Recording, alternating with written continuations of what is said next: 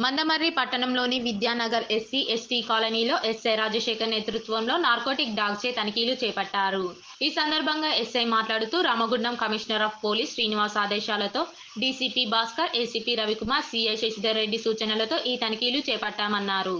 గంజాయి కేసులలో ఉన్న పాత నేరస్తులను లక్ష్యంగా చేసుకుని నార్కోటిక్ డాగ్తో పరిసర ప్రాంతాలలో క్షుణ్ణంగా తనిఖీ చేయడం జరిగిందన్నారు. గంజాయి నిషేధిత మత్తు పదార్థాల గురించి ప్రజలకు ఏమైనా సమాచారం తెలిసినా స్థానిక పోలీసులకు సమాచారం అందించాలన్నారు.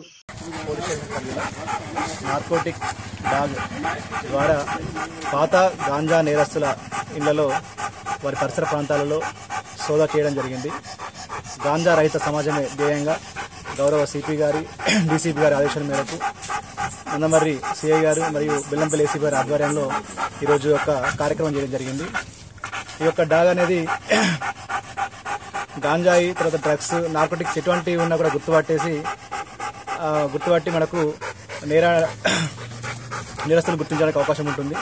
తద్వారా మనం గాంజా రహిత సమాజాన్ని సాధించడానికి అవకాశం ఉంటుంది. ఆ ఉద్దేశంతో ఈరోజు మందమర్రి పట్టణంలోని ఎస్సీ, ఎస్టీ కాలనీలో సోదాలు చేయడం జరిగింది. ఇట్టి సోదాల్లో ఇప్పటివరకు అయితే ఎటువంటి లభించలేదు. కానీ ఇది సోదాలు ఇలా కొనసాగుతూ ఉంటాయి. పాత నేరస్తులపైన నిఘా ఉంటుంది.